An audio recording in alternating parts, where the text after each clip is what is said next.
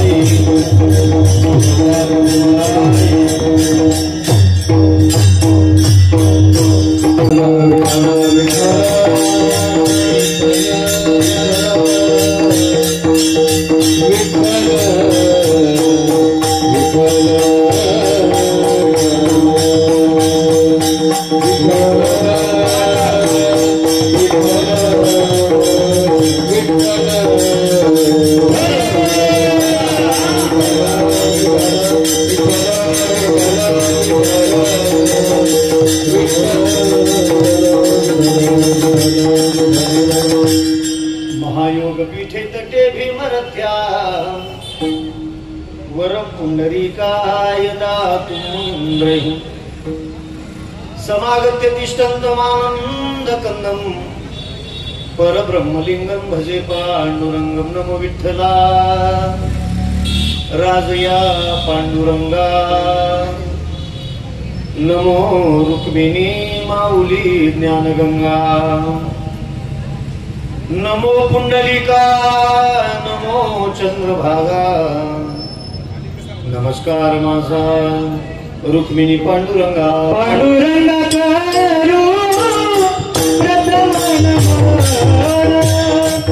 पांडुरंगा करू प्रथम नमन, पांडुरंगा करू प्रथम नमन,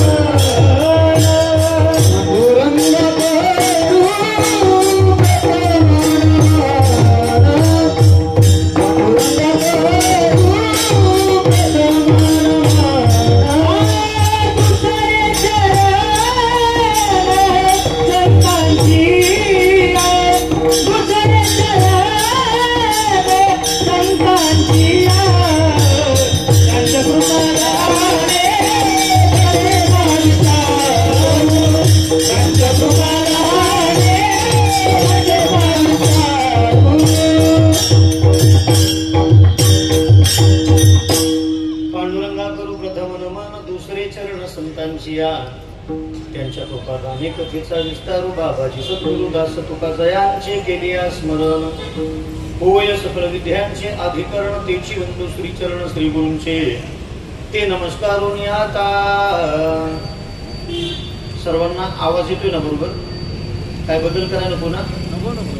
बसलेल्याने आपल्या पायातले चपला बूट काढा, कीर्तन संपेपर्यंत कुणी हालायचं नाही, एखादा उठला तर अपमान करून घे याची काळजी घ्या। ज्याला काम असेल, अडचण असेल, गडबड असेल त्यांना आत्ता उठलं तरी चालते।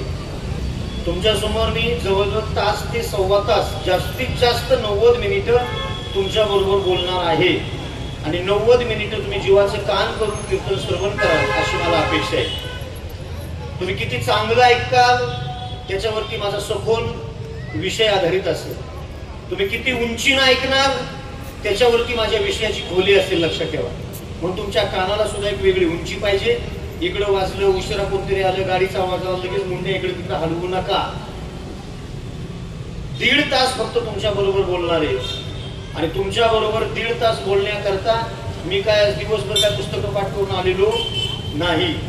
तुम्ही जेवढं चांगलं ऐकाल तेवढं तुमच्या बरोबर मला मुक्त संवाद करता येईल.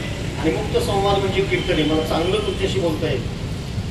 23 वर्षामध्ये साधू संतांच्या मुखातून, गुरुजनांच्या मुखातून आणि 23 वर्ष वारकरी साहित्यामधून काही निवडलेले महत्वाचे मुद्दे तुमच्या समोर ठेवणार आहे.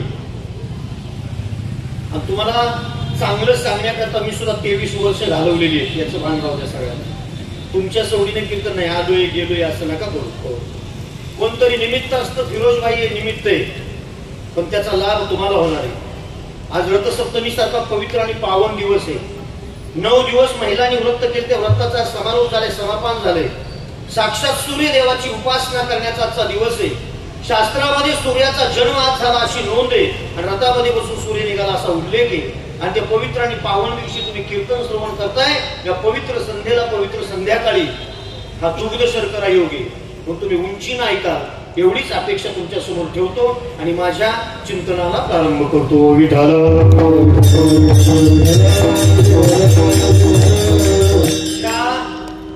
निमित्तानं आज या ठिकाणी कीर्तनाचं आयोजन करण्यात आलेलं आहे. या सातारा नगरीचे विकास रत्न, कार्यसम्राट, लोकप्रिय व्यक्तिमत्व जे आपल्या जिल्ह्यामध्ये होऊन गेलं, स्वर्गीय अभयसिंहराजे भोसले, अर्थातच आपल्या सर्वांचे लाडके भाऊसाहेब महाराज यांच्या पुण्यतिथी सोहळ्यानिमित्त आजची कीर्तनाची सेवा आहे. माझ्या चिंतनामध्ये त्याविषयी मी मुद्दे मांडणारच आहे. संपूर्ण महाराष्ट्राचं सार्वजनिक बांधकाम खातं म्हणजेच कॅबिनेट मंत्री म्हणून संपूर्ण महाराष्ट्राचं नेतृत्व करणारे स्वर्गीय अभयसिंह महाराजांचे चिरंजीव, आपल्या सर्वांचे लाडके नेते श्रीमंत छत्रपती शिवेंद्र सिंहराजे भोसले, अर्थातच महाराज साहेब यांचे विश्वासू सहकारी फिरोजबाई पठाण यांनी या कार्यक्रमाचं आयोजन केले. लक्षात घ्या, कीर्तन कसं झालं, कीर्तन कुणाचं झालं, कीर्तन किती वेळ झालं, कीर्तनाचा विषय काय होता, यापेक्षा या नगरीमध्ये आणि तुमच्या समोर कीर्तन झालं या गोष्टीला महत्व आहे. लक्षात ठेवा, हे कीर्तन सुरू आहे. यामध्ये कुठेही त्याचा अवमान अपमान होणार नाही याची सर्वांनी काळजी घ्यायची. आणि कुणीही कुजबुज वळवळ उठून जाणं असले प्रकार करायचे नाही. चिंतनाकडे येतो. अभंगामध्ये जगद्गुरु संत श्रेष्ठ तुकाराम महाराज सांगतात, चंदनाचे हात पाय ही चंदन, परिसा नाही ही न कोणी अंग. सज्जनाची तुलना करत असताना वारकरी साहित्यामध्ये जगद्गुरु तुकोबारायांच्या अभंग सुविधेमध्ये तुकाराम महाराजांनी काही मुद्दे मांडले. सज्जन कुणासारखा असतो तर सज्जन हा चंदनासारखा असतो. चंदनाचे हात पाय ही चंदन. सज्जन हा कुणासारखा असतो तर सज्जन हा परिसासारखा असतो. परिसा नाही ही न कवणे अंग. सज्जन हा कुणासारखा असतो तर दीपा नाही पाठीपोटी अंधकार. सज्जन हा तेवत राहणाऱ्या प्रकाशमय करणाऱ्या दिव्यासारखा असतो. सज्जन हा कुणासारखा असतो तर त्याचा चौथा मुद्दा तुकाराम महाराजांनी मांडलाय. सज्जन हा साखरेसारखा असतो. सर्वांगी साखर अवघी गोड. सज्जनाची ख्याती सांगत असताना जगद्गुरु संत श्रेष्ठ तुकाराम महाराजांनी 4 उपमा दिलेले आहेत. बघा, अजून तुमचं कीर्तनाकडे लक्ष नाही. अरे ताई गेले, तुम्हाला बघायची काय गरज आहे? मी फार जीव होतो तुमच्या समोर बोलतोय. मी प्रवासातून आलोय आणि आल्याने असाच भेटा मागतो तुमच्या समोर उभा आहे. मी खूप चांगलं सांगणार आहे.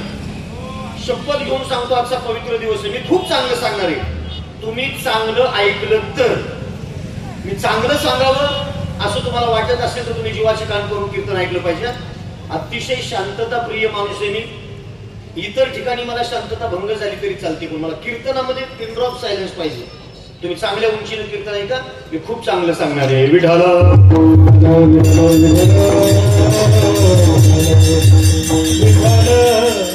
सज्जनाला या 4 गोष्टींच्या उपमा जगद्गुरु तुकोबारायांनी या प्रस्तुत अभंगामध्ये दिलेले आहेत. म्हणजेच या समाजामध्ये सज्जन आहेत, ऐका नीट.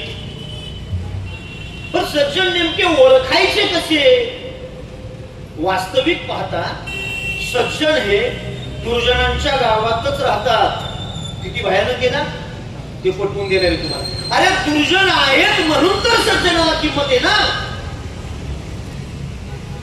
बोरी आणि बाभळीची झाडं जंगलामध्ये आहेत म्हणून तर चंदनाला किंमत आहे ना. तर जंगलाच्या जंगल चंदनाची असती ना तर लोकांनी चंदनाची झाडं पाडून सरपणाला घरी चुली पेटवायला वापरली असती.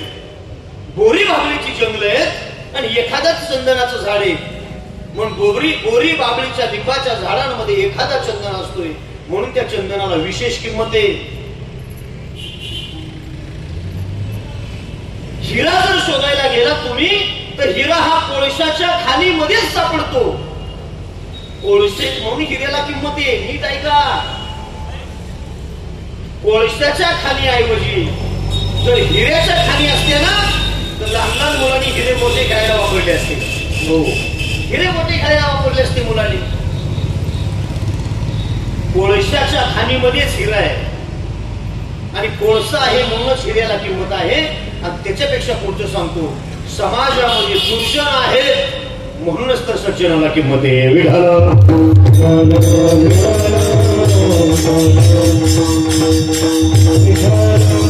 नाहीतर दुर्जन सज्जन कळाला असता कसा? सगळेच लोक सज्जन असते, सज्जनाला किंमतच राहिली नसती ना. मग एखादा चंदनासारखा सज्जन असतो, एखादा साखरेसारखा सज्जन असतो, एखादा दिव्यासारखा सज्जन असतो आणि एखादा परिसासारखा सज्जन असतोय. म्हणूनच हे सज्जन फार कमी आहेत. दुर्जनांच्या नगरीमध्ये सज्जन आहेत. आता ऐका, त्याचं स्पष्टीकरण तुम्हाला देतो. दुर्जन लोक ही सज्जनावरती वारंवार टीका करत असतात. म्हणून काही म्हणी आपल्याला सापडतात. निंदक म्हणजे दुर्जन आहेत बरं का. निंदकाचे तोंड सावनाची वळी आणि देहाचे पासोडे शुद्ध करी. निंदक जवळ असावा बरं का. निंदक जवळ असावा. सज्जनापेक्षा निंदक जवळ असावा. किती भयानक वास्तव मी तुम्हाला सांगतोय. मला महाराज तुमचं डोकं फिरलं काय? अहो तुम्ही तुमची कपडे धुवायला तुमच्या सुनबाईला जर सांगितलं तर सुनबाई म्हणे मामा साबणाला पैसे द्या ना. कपडे धुवायला सुनबाईला सांगितलं सुनबाई साबणाला पैसे मागते. अरे गुरुनं शिष्याला कपडे धुवायला सांगितलं ना तर तो शिष्य सुद्धा म्हणतो गुरुजी साबणाला त्या निर्म्याला पैसे द्या ना. फुकट नाही. या जगाच्या बाजारामध्ये फुकट आपले दोष धुण्याचं काम कोण करत असेल तर त्याचं नाव फक्त आणि फक्त दुर्जन आणि निंदक आहे. म्हणूनच एके ठिकाणी म्हणले निंदकाचे घर असावे पुण्याला. पुण्याला नाही ना. निंदकाचे घर असावे शेजारी. निंदक हा शेजारी असल्याच्या नंतर आपले दोष धुण्याचं काम तो करत असतो. विठाला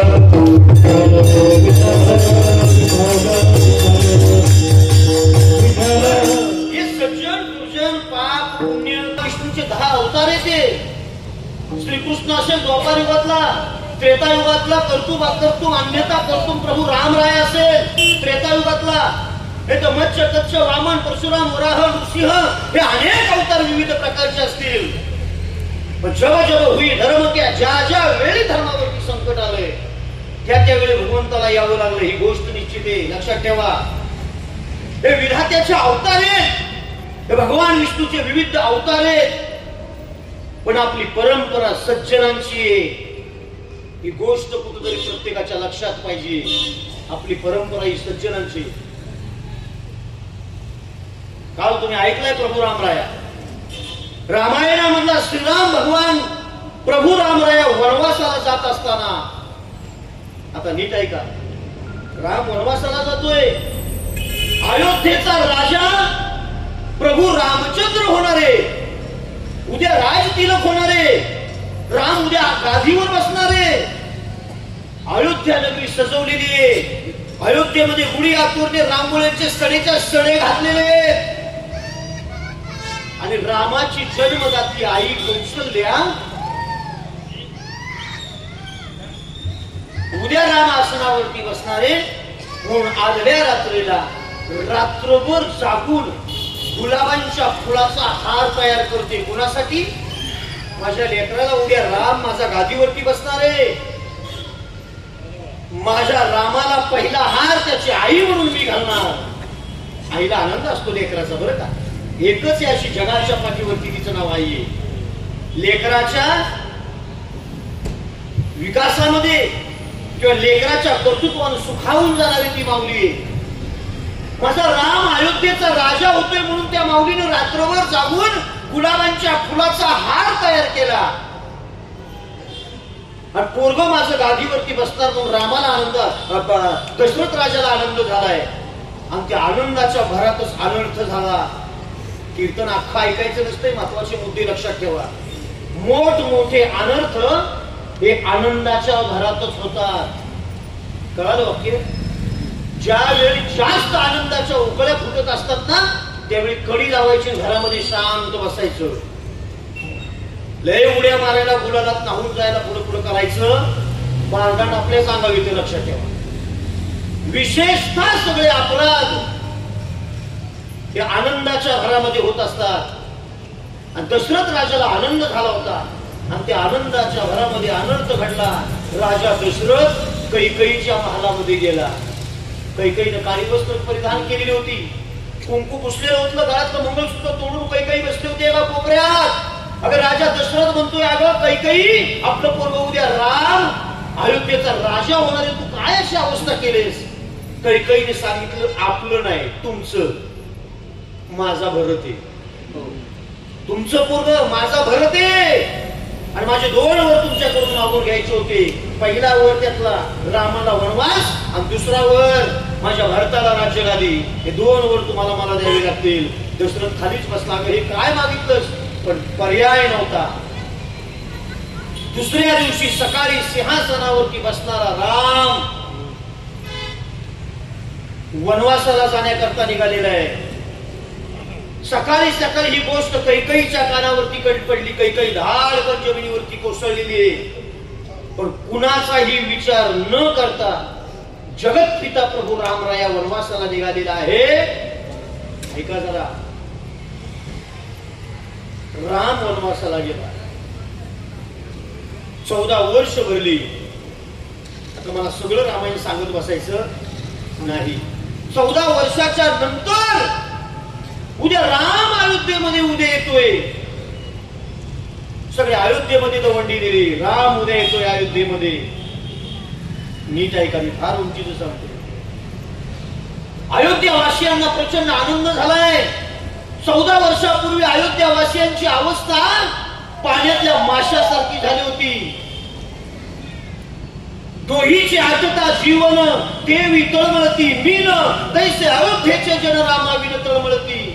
डोहातलं पाणी आटल्याच्या नंतर पाण्याविन माशांची अवस्था होती ना, तशी अवस्था प्रभू रामाविन अयोध्यावासियांची झाली होती. कौसल्यामाई हंबरडा खाऊन रडत होती, माझा राम वनवासाला निघालाय. पण आज मात्र कौशल्या मातेला प्रचंड आनंद आहे की 14 वर्ष संपली आणि माझं लेकरू आज पुन्हा घरी येते. कुलाचार, कुलधर्म, राज, शिष्टाचार, रामाच्या 3 मातोश्री, 2 सावत्र आहेत आणि 1 सख्खी आहे. सुमित्रा आणि कैकेयी सावत्र आहे आणि कौशल्या रामाची जन्मदाती आहे. अयोध्येच्या सीमेवरती 3 आरतीची ताटं घेऊन उभे आहेत. नीट आहे का महिला मंडळ? आणि या 3मध्ये कैकेयी सुद्धा आरतीचं ताट घेऊन उभी होती, जिनं रामाला वनवासाला लावला. ती कैकेयी विचार करत होती, 14 वर्षे अयोध्येतलं माझ्या बरोबर कुणी बोललं नाही. ज्याच्या करता रामाला वनवासाला लावला तो माझा मुलगा भरत 14 वर्ष मला आई म्हणून हाक सुद्धा त्यानं मारली नाही. माझ्याकडून अपराध झालाय मोठा. अरे मला आई म्हणून नका हाक मारू द्या, पण त्यानं राजा तरी व्हायचं होतं. पण तो स्वतः राजा न बनता रामाच्या पायातल्या चपला म्हणजे रामाच्या पायातल्या पादुका त्यानं राजगादीवरती मांडल्या. म्हणजे माझा राम सगळ्यांवर प्रेम करणार आहे, माझ्या रामावर सगळे प्रेम करणार आहेत. पण मलाच चांडाळणीला कशी दुर्बुद्धी सुचली आणि मी माझ्या रामाला वनवासाला लावला. पण 14 वर्षे संपली. ज्याच्यासाठी वनवासाला लावला तो भरत आई म्हणत नाही, राजाची आई म्हणून मिरवायचं होतं अयोध्येमध्ये. त्या अयोध्येतला आता कुणीही बोलायला तयार नाही. आणि लेकरू वनवासाला गेलं. किती बी पापीने आरतीचं ताट घेऊन उभे असताना तिला जाणीव झाली. ऐका जरा, राम अयोध्येमध्ये आल्याच्या नंतर माझ्या तोंडाकडे सुद्धा बघणार. हे कुणाला वाटत होतं? कैकेयीला वाटत. चांगलं ऐकत. कैकेयीला वाटत होतं हा राम माझ्या तोंडाकडे सुद्धा बघणार नाही, मी त्याला त्रास दिलाय. पण पर्याय नव्हता. कौशल्या सुमित्रेबरोबर कैकेयी सुद्धा आरतीचं ताट घेऊन उभी आहे. आणि राम ज्यावेळी अयोध्येच्या वेशीमध्ये त्या पांढरीमध्ये पदार्पण केलं, समोर जन्मदाती आई कौशल्या दिसत्या, सुमित्रा दिसत आहे, कैकेयी उभी आहे. रामानं कौशल्येकडे पाहिलं नाही, सुमित्रेकडे पाहिलं नाही. प्रभू रामराया थेट गेले, ते कैकेयीच्या जवळ गेले, कैकेयीच्या पायावर डोकं ठेवलं, कैकेयीला कडकडून मिठी मारली आणि कैकेयीला विचारलं, आई कशी आहेस ग तू? त्यावेळी कैकेयी मारून बडवून घ्यायला लागली, यार मी पापीन, मी चांडाळीन, मी तुला त्रास दिला, पण एक सांग ना रामा, अरे मी एवढं पाप केलं, अरे तुला मी 14 वर्ष वनवासाला लावला आणि तरी सुद्धा तू सगळ्यात आधी येऊन माझं दर्शन घेतलंस, कसं काय हे शक्य आहे रे? काय सज्जनता आहे रामा? ऐका ना जरा, ऐका ना जरा. हो, गुरुजनम प्रथम वंदे सज्जन तद नंतरम. माणसानं नेहमी दुर्जनाला नमस्कार करायचा. सज्जन हा सज्जनच असतोय. शास्त्र सांगतो दुर्जना बाबा हो लांबून का होईना पण दुर्जनाला आधी नमस्कार करा. ते नमस्काराचं भुकेलेलं असते की दुर्जने सज्जनाला त्याची पडलेली असते. सज्जन तदनंतरम, सज्जन हा नंतरचा विषय, आधी दुर्जनाला नमस्कार सांगितलाय शास्त्रानं. कैकेयी म्हणली का बाळा तू माझ्या जवळ आधी आलास? त्यावेळी रामानं सांगितलं, अगं आई तू मला वनवासाला लावल्यामुळे फार फायदे झाले ग माझे. रामा काय फायदा झाला रे तुला? मी तुझ्या बरोबर एवढी क्रूर वागले, तुला वनवासाला पाठवलं, त्याच्यामुळे तुला काय फायदा झाला? रामानं सांगितलं, आई तू मला वनवासाला लावलंस ना, म्हणून मला माझ्या बापाचं माझ्यावरती किती प्रेम आहे ते कळालं ग. मी वनवासाला गेल्याबरोबर अवघ्या 4 दिवसामध्ये राजा दशरथानं राम राम राम म्हणून आपला देह त्याग केला, आपला प्राण सोडला मुलाच्या विरहानं. माझ्या प्रेमापायी माझ्या बापानं म्हणजे राजा दशरथानं प्राण सोडला. आई किती प्रेम आहे माझ्या बापावरती, बापाचं माझ्यावरती मला कळालं. सात स्नेहो भरत महिमा पौरुषम वायुसुतो सख्यम चापे प्लवगम रूपते कापे सौमित्रो भक्ते सीता सत्वम निज भुजबलम वैरिना वैरी भावः एतत् सर्वं तव चरणयो मातुरेषु प्रसादाः. आई तुझ्या चरणाच्या प्रसादामुळे कळालं मला माझ्या बापाचं माझ्यावरती किती प्रेम आहे. आई तू मला वनवासाला पाठवलंस त्यामुळे मला कळालं माझा भरत माझ्यावरती किती प्रेम करतो. 14 वर्ष राज्यगादीचा त्याग केला, माझ्या पायातल्या पादुका त्यानं आसनावरती मांडल्या. आणि आई तू मला वनवासाला पाठवलंस ना, म्हणून मला भक्त श्रेष्ठ भक्तोंकार राजा ज्याला म्हणलं जातं असा भक्तराज मारुती मला वनवासामध्ये मिळाला. हो, ज्याला भक्तोंकार राजा म्हण. बलबुद्धी विद्या देव मोही हरहु कलेश विकार. हो, जय हनुमान ज्ञान गुण सागर जय कपीसती मुढ उजागर राम दूत अतुलित बल धामा अंजनी पुत्र पवन सुत रामा विद्यावान गुणी अति चातुर राम काज करिबे को आतुर. अगं माझं काम करण्याकरता सदैव आतुर असणारा भक्तराज मारुती मला वनवासामध्येच भेटला. हे सगळं तुझ्या कृपेमुळे मला साध्य झालं. दुर्जनाच्या सुद्धा पाया पडणं ही संस्कृती आपली. विठ्ठल साठी इतकं जीव ओतून करतात. आता आज मला सांगा, गांधी मैदानामध्ये कार्यक्रम आहे. आज स्वर्गीय अभयसिंह महाराजांच्या पुण्यतिथी निमित्त खूप कार्यक्रम आहेत. आमच्या मेळ्यामध्ये कार्यक्रम होता, कारखान्यावरती कार्यक्रम होता, वाड्यावरती कार्यक्रम होता, आता गांधी मैदानावरती कार्यक्रम आहे, आपल्याकडे कार्यक्रम आहे. पण तरी सुद्धा एवढी सगळी लगबग. आता मी मगाशी फोन केला तर कुणाच तरी लग्नाला गेले होते, तिकडून आले, एक शर्ट घातलं होतं, माझं लक्ष असते बरोबर काय. तिथून पुन्हा ते पटकन घरी गेले, पुन्हा ते सर्वात पुरता कीर्तनामध्ये बसायचे, ते उपकरण टाकून टोपी घालून इथं हजर झाले. माझ्या नगरातल्या लोकांपाशी, माझ्या लोकांपाशी जाऊन मला माझ्या लोकांमध्ये बसलं पाहिजे. आपल्या लोकांविषयी खूप चांगला विचार करतात. काही लोकांना सवय असतात. मी नेहमी एक दृष्टांत देतो, कदाचित माझ्या मुखातून ऐकलं सुद्धा असेल तरी तुम्ही. हो, काही लोकांना सवय असतात स्वतःच्या घरापेक्षा दुसऱ्याच्या घराची पाहणी जास्त करायची. पण आपला विलासपूरचा कुटुंब प्रमुख, प्रत्येकाच्या सुखदुःखामध्ये सहभागी होणारा आपला माणूस कायम आपल्यामध्ये असतो, हे भान प्रत्येकाला पाहिजे. मी 3 वर्ष झाली या गोष्टीचा साक्षीदार आहे. काही लोकांना शेजारच्या घराचा आनंद घ्यायची फार सवय. एक विनोदानं दृष्टांत, घरामध्ये पाहुणे आले होते, 10-20 पाहुणे घरी आले होते. सुंदर स्वयंपाकाचं नियोजन होतं, चांगल्या लोकांना जेवण करायचं होतं. आता जेवण करणं, लोकांना जेवण घालणं, मी किती भारी आहे, मी किती मोठा आहे, माझी बायको किती भारी स्वयंपाक करते, माझ्या घरात कसं आहे, बायकोनं घातलेलं सोनं दाखवायचे, माझं घर दाखवायचे, माझ्या घरातलं फर्निचर दाखवायचे. लोक काही काय कारण काढतात आणि मित्रपरिवार घरी जेवायला बोलवतात. असाच एक छोटेखानी कार्यक्रम होता. छोटेखानी मित्र परिवाराला घरी जेवायला बोलवलं होता. नीट आहे का? नीट आहे का? माझा मुद्दा सुटत नाही, मी बरोबर वेळेत थांबवणार आहे तुम्हाला. हो, मला माहिती आहे तुमची किती वाजेपर्यंत कीर्तन ऐकायची मानसिकता आहे. 23 वर्ष झालं मी हेच करतोय. एका जरी माणसाला अशी चांगली दिली तर 1 मिनिटात कीर्तन थांबवणार आहे. हो, तुम्ही ठरवा. ऐकायचं असतं तर कोणी असं पेंगाळ्यागत करणार.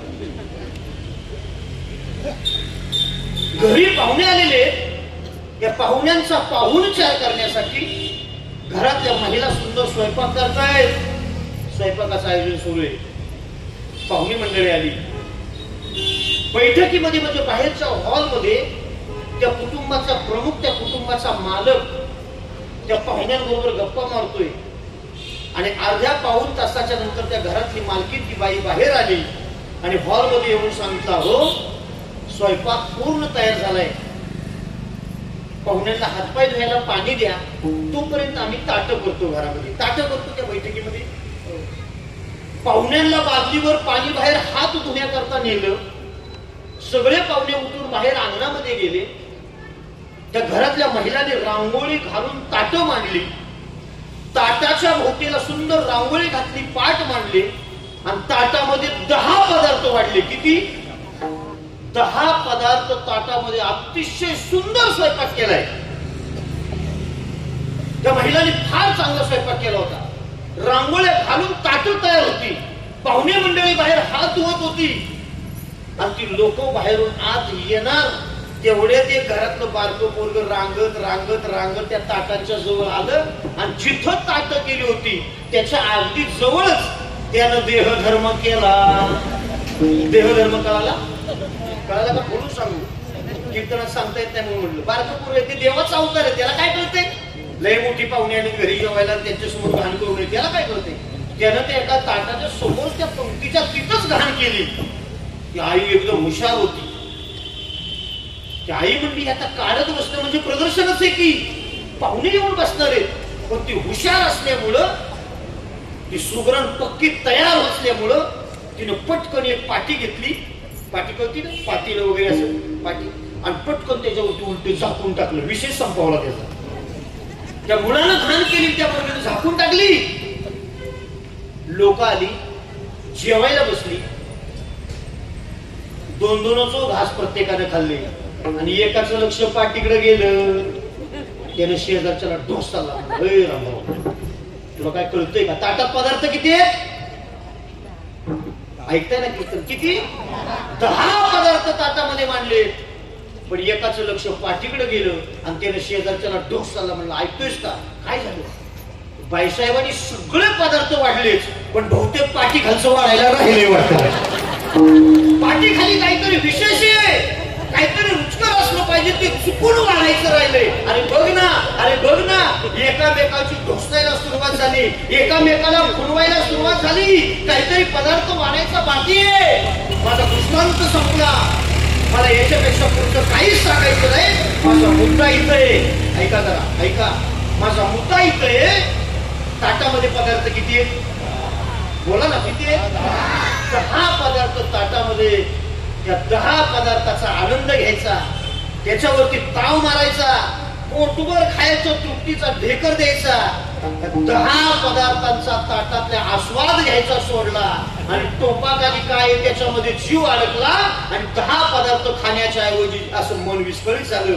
काय राहिलं असेल, काय राहिलं असेल, मला मिळेल का, मला मिळेल का. 10 पदार्थाचा सुद्धा त्याला आनंद घेता आला नाही. म्हणून शाश्वत हेच आहे, जे तुम्हाला नजरेनं दिसतंय, जे आपलं आहे त्याच्यावरती काम करा आणि त्याचा आनंद घ्या. शेजाऱ्याच्या घरात काय शिजते ते शोधायला जाऊ नका. आणि ज्या दिवशी तुम्ही शेजारच्या घराचा अभ्यास करायला सुरुवात कराल त्या दिवशी तुम्ही अडचणीत याल. पूर्ण महाराष्ट्रभर ज्यांची ख्याती आहे, शेकडो मृदंग वादक, अखावज वादक या महाराष्ट्राला दिले. महाराष्ट्र भूषण मदनरावजी कदम सर यांचे या ठिकाणी आगमन झाले. सर्वांनी जोरदार करावे. फिरोजबाईंनी या कार्यक्रमाची सुरुवात केली, पण याचा सुगंध जवळजवळ सातारा जिल्ह्यामध्ये आता दरवळायला लागलाय. कार्यक्रमानं बाळसं धरलंय. हो, या कार्यक्रमाची उंची ख्याती वाढायला लागलेली. मला असं वाटतंय सर, ही 3रं वर्ष हा कार्यक्रम जर फिरोजबाईंनी या सर्व त्यांच्या सहकार्याने चालू ठेवला तर हे मैदान या कार्यक्रमाला पुरणार नाही. हे मैदान पुरणार नाही. प्रेम करणारी मंडळी खूप आहे. काही लोक कीर्तन श्रवण करण्यासाठी आलेले, काही लोकांचं फिरोजबाईंवरती प्रेम आहे, काही लोकांचं भाऊसाहेब महाराजांवरती प्रेम होतं. म्हणून त्या कार्यक्रमातून उतराई होण्याकरता येणं, या कार्यक्रमामध्ये सहभागी होणं, असे वेगवेगळे विचार वेगवेगळ्या लोकांचे आहेत.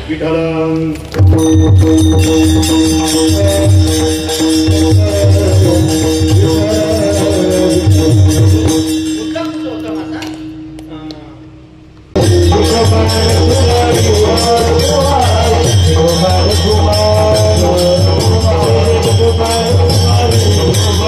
निमित्त असल्यामुळं भाऊसाहेब महाराज हे सज्जन होते. संतत्व त्यांच्यात ओतप्रोत भरलं होतं. त्यांच्या सानिध्यामध्ये आलेल्या प्रत्येकाचे त्यांनी कल्याण केलेलं आहे. आणि म्हणून मला हा अभंग निरूपणाकरता निवडावा लागला. भाऊसाहेब महाराजांच्या जवळ गेलेल्या प्रत्येकाला त्यांनी सुगंधित करण्याचं काम केलंय, म्हणून ते चंदनासारखे होते. भाऊसाहेब महाराजांच्या जवळ गेलेल्या प्रत्येक लोखंडाला त्यांनी सोनं करण्याचं काम केले, म्हणून ते परिसासारखे होते. भाऊसाहेब महाराजांच्या जवळ गेलेल्या प्रत्येक जीवाला अंधारापासून उजेडाकडे घेऊन जाण्याचे त्यांनी काम केले, म्हणून ते दिव्यासारखे होते. आणि जवळ आलेल्या प्रत्येकाला त्यांनी गोड केले, म्हणून ते साखरेसारखे होते. या 4 उपमा तंतोतंत बसणाऱ्या तुमच्या समोर या ठिकाणी मांडलेल्या आहेत. दीपा नाही पाठी पोटी अंधकार, म्हणून संग सज्जनाचा असावा. आणि दुर्जनाच्या संगतीमध्ये गेल्यानंतर वाटोळच होणार आहे. संगत करना बडोन की बडत बडत बड जाय, गजके माथा अजा बैठे मन माने सो भरत आहे. संगत कधी मोठ्याची केली पाहिजे. मोठ्याची संगत, अहो शेळीनं हत्तीची संगत केली ना तर हत्ती त्या शेळीला मानेवर बसून फिरवतो. आणि एरवी 2 फुटावला पाला खाण्याकरता धडपडणारी शेळी आता मात्र 12-15 फुटावरची गोळे गोळे शेंडे पकडून खाऊ लागली. का? हत्तीची संगत केली. ऐका जरा महिला मंडळ, ऐका. कोवळे कोवळे शेंडे कुरतडून खायला लागली शेळी. मोठ्याच्या संगतीमध्ये फळ सुद्धा चांगलंच भेटतं. तुम्ही वाईटाच्या संगतीवर, चांगला मोठ्याच्या घरचा मुलगा रोज व्यायाम करायचा, कसरत करायचा, चरबी भरून दूध रोज प्यायचा, घरातून बाहेर यायचा, एका झाडाखाली बसून दूध प्यायचा, दंड बैठका मारायचा, व्यायाम करायचा. आणि गावातनं जाणारी येणारी लोक म्हणायचे, अरे अमक्या अमक्याचं पोरगराव बिघडलं, फार कामातनं गेले, पोरग वाया गेले, पोरग दूध पित होतं, पोरग व्यायाम करत होतं, पोरग दंड बैठका काढत होतं. पण लोक म्हणायचे पोरग वाया गेलो, फार वाया गेलो. पण तो दूध पित होता. दूध पिणं हे वाया जाण्याचं लक्षण आहे का? दंड बैठका काढणं, सूर्यनमस्कार मारणं, हो हे काय वाया जाण्याचं लक्षण आहे का? व्यायाम करणं. तरी लोकांच्या नजरेतनं तो पूर्ण पडला होता. का माहितीये? ज्या झाडाखाली बसून तो दूध प्यायचा ना, चरबी भरून ते झाड ताडीचं होतं, तो पीत होता दूध, पण लोकांना वाटायचे पोरग ताळी पितोय रोज. लक्षात ठेवा. अरे झाडाची संगत चुकली तरी लोक आपल्याला सोडत, झाडाची संगत चुकली तरी. इथं बेवड्याच्या गळ्यात गळ घालून ठेवल्यावर काय अवस्था होईल?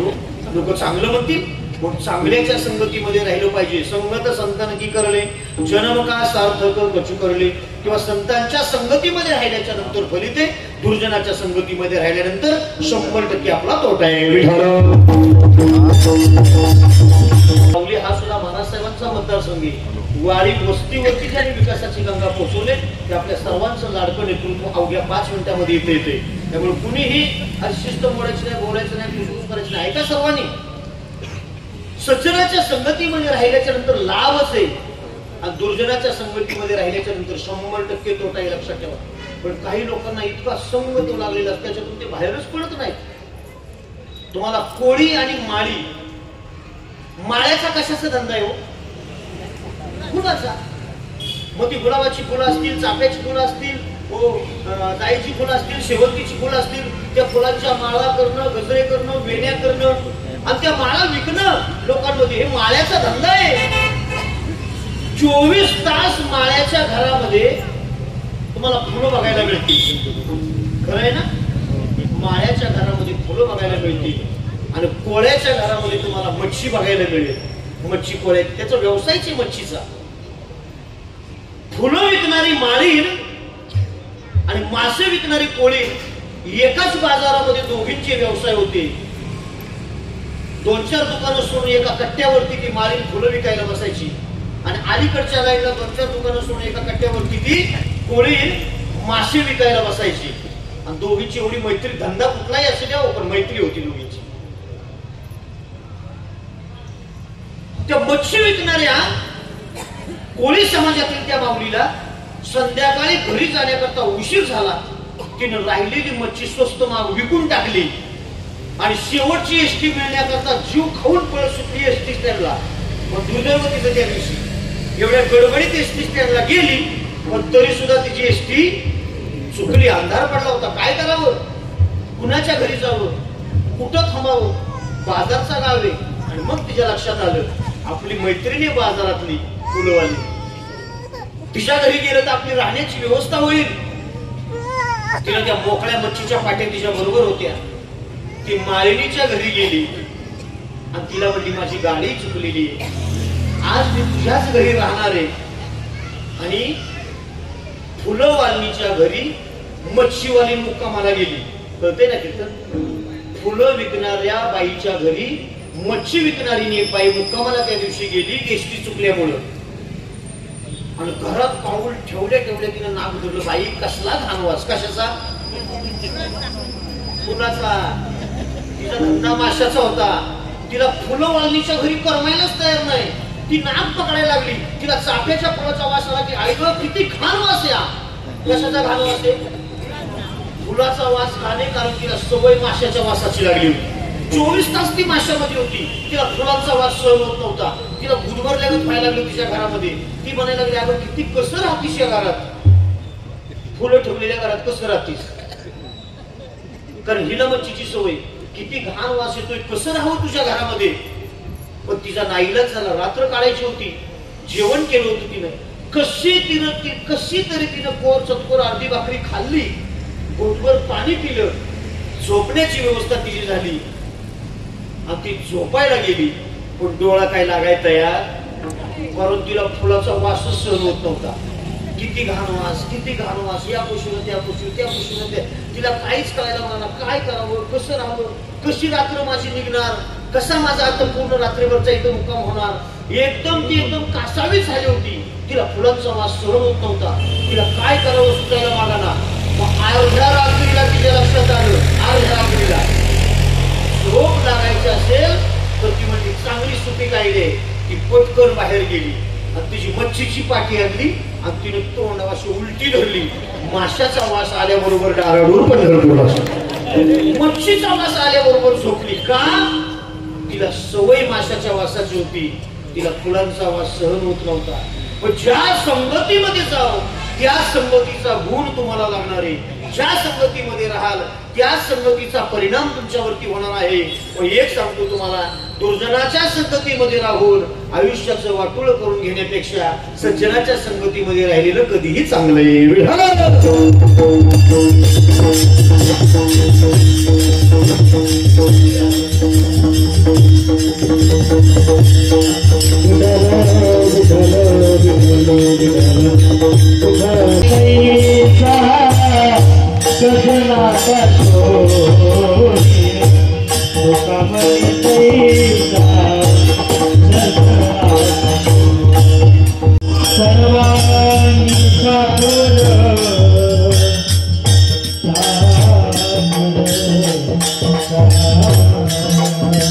आदरणीय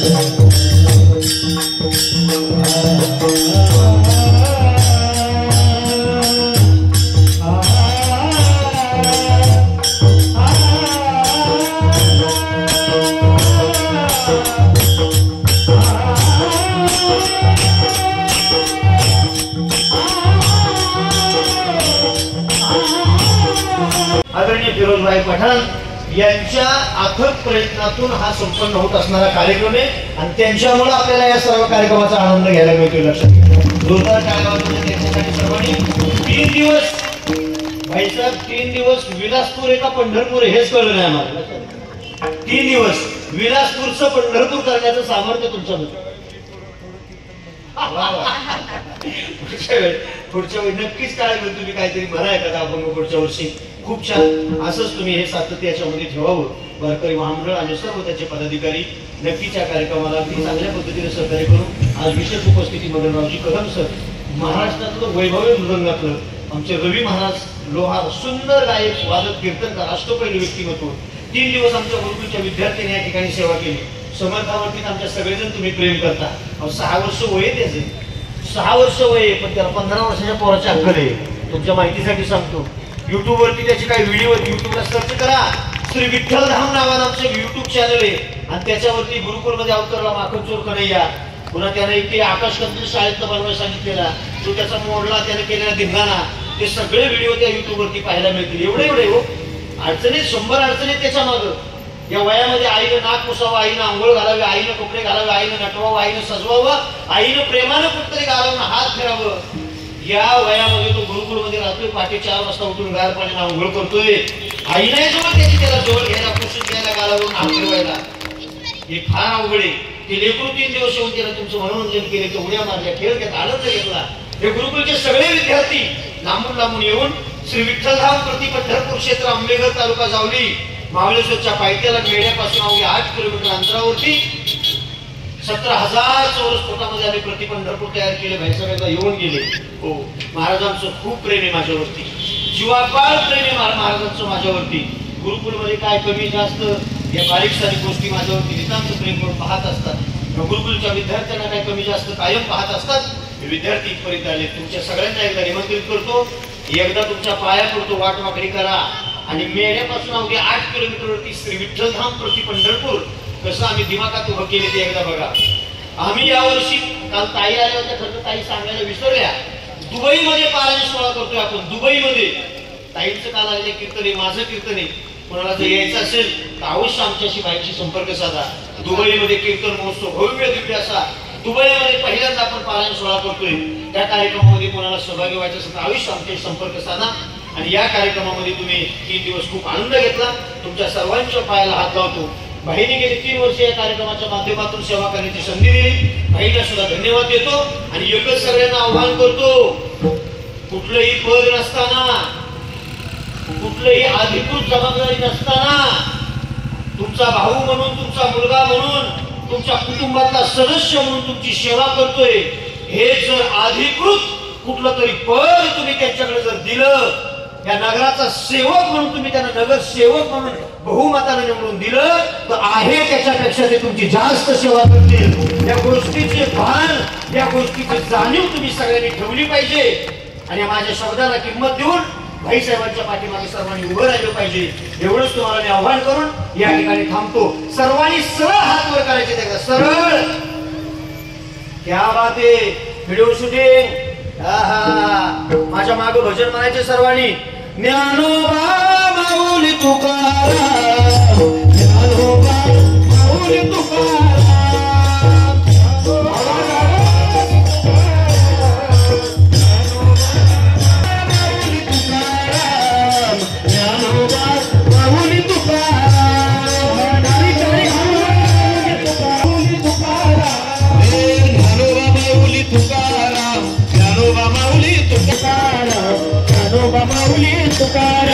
विलासपुर में एक ही नाम, ज्ञानोबा माऊली तुकाराम.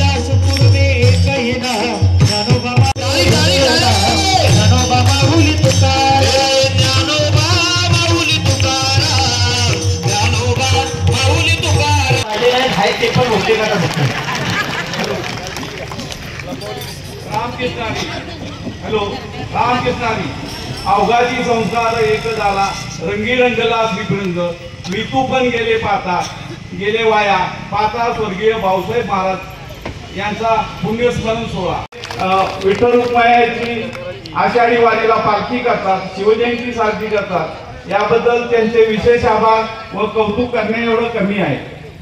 देणाऱ्याने देत जावे घेणाऱ्याने घेत जावे देता घेता देणाऱ्याच्या बी मागे आपण समर्थपणे उभे राहावे एवढी मी सर्वांना विनंती करतो. हा सोहळा गोड झाला. धन्यवाद. आज इथं बसलेल्या माझ्या माता भगिनींनो 3 दिवस आपण कीर्तन सोहळा आणि भजन सोहळा भजन करणाऱ्या माझ्या आई सगळ्या माता कोणते 4 वाजता भजनला माणसं नसायची पण माझ्या भजनी मंडळातले सर्व विलासपूरच्या गोळीबारच्या भजनी मंडळातल्या माझ्या माता आणि माझ्या बहिणी या इथं भजन करत होते. त्यांचं बी खरंच खास करून कौतुक करायला पाहिजे. तेव्हा 4 वाजता कोणी गर्दी होत नव्हती पण माझ्या प्रेमापोटी आणि भाऊसाहेब महाराजांच्या प्रेमापोटी आणि श्रीमंत छत्रपती आमदार नामदार यांच्या प्रेमापोटी ह्या इथं बसलेल्या माझ्या भजनी मंडळाच्या सर्व सदस्य आणि याच्या अगोदर 3 दिवस जी भजनी मंडळाने केलं त्यांना मी खरोखर माझ्याकडनं हात जोडून त्यांना प्रणाम असवावं कारण की त्यांना मी खूप सहकार्य केलं. आज जी भजन आणि कीर्तन जी होतंय मला प्रेरणा खरंच शेलार महाराजांना दिली. भाऊसाहेब महाराजांच्या नेहमी पुण्यतिथीला तू कार्यक्रम घे म्हणून हे मला शेलार महाराजांना दिली. त्यामुळे मी हा कीर्तन सोहळा आणि भजन सोहळा घेतोय. मी सगळ्या विलासपूरला माहीत असू दे. माझ्या माता भगिनी सर तुम्ही ज्या कीर्तनात जे आई कशी असावी मुलगा कसा असावा याचं मला तुम्ही सगळ्यांना सांगितलं आम्ही बी ऐकलं. पण मी एवढी खात्री सांगतो माझ्या विलासपूरची सर्व नागरिक म्हणजे एक छोटासा 2 वर्षाचा मुलगा असू दे आणि 99 वर्षाचा बी ज्येष्ठ असू दे यांचा मी सगळ्यांचा आदर करतो आणि कायम आदर करत राहणार आहे. मी सारखं माझं कौतुक करून घ्यायला मला बी आवडत नाही. मी शिवेंद्रराजे भोसलेंचा एक मावळा म्हणून आणि एक कार्यकर्ता म्हणून मी या साताऱ्यात आणि या जिल्ह्यात वावरत असतो. मी खूप शिवेंद्र बाबांना जवळीनं आणि एकदम बरोबर असून मला शिवेंद्र बाबा माहिती आहेत. शिवेंद्र बाबासारखा नेता आणि शिवेंद्र बाबांसारखा मित्र खरोखरच माझं खूप भाग्य आहे. माझ्यासारखा कार्यकर्ता त्यांच्या गाडीत फिरतो आणि पूर्ण महाराष्ट्रभर फिरतो. आता मंत्री झाले पण मंत्री बी असताना मी तुम्हाला खास करून सांगतो मंत्री सगळी होतात. मंत्रीपद हे कष्टानं आणि फळानं मिळतं.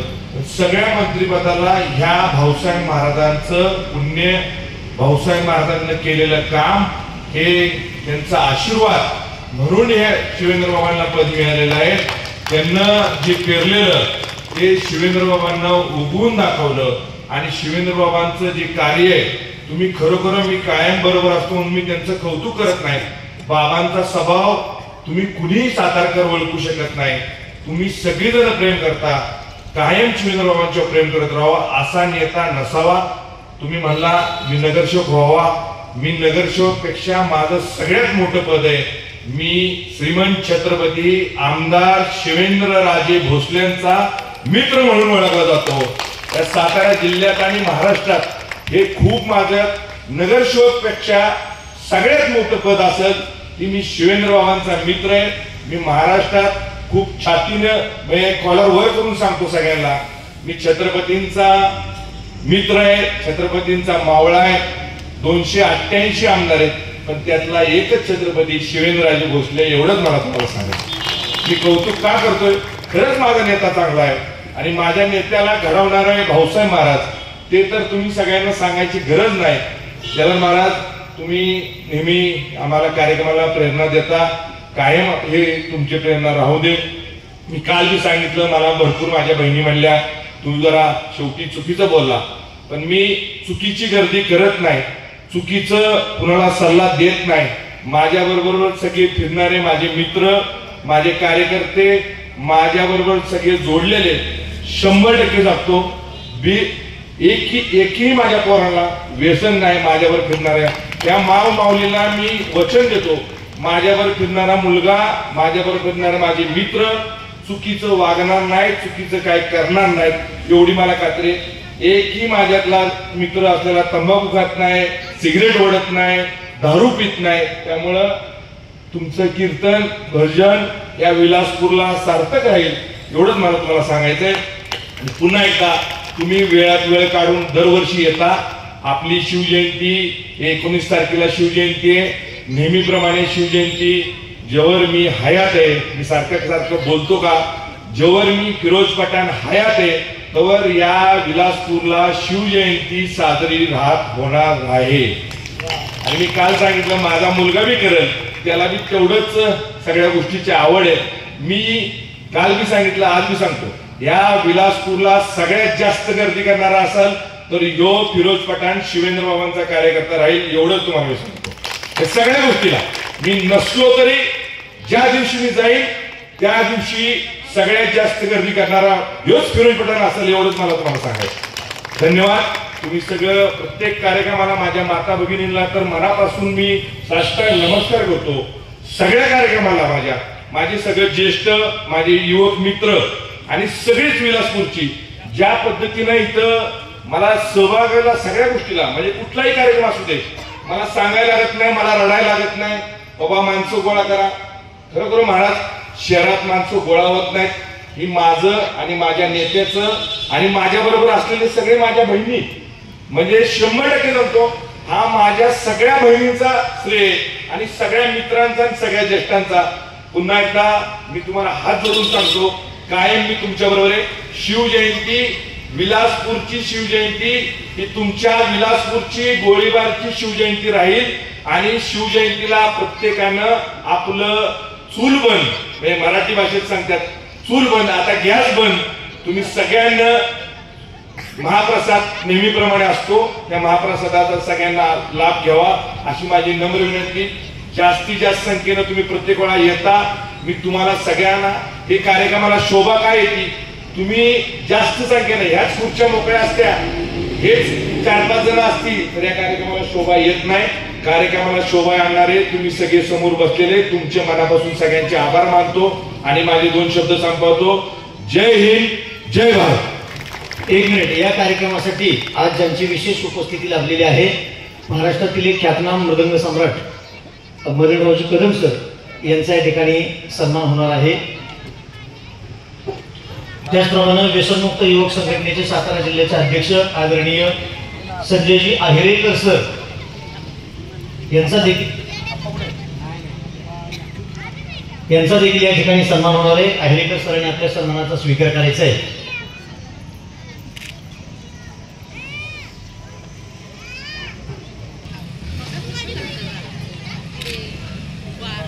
सर्वांना खूप खूप धन्यवाद. आजचा कार्यक्रम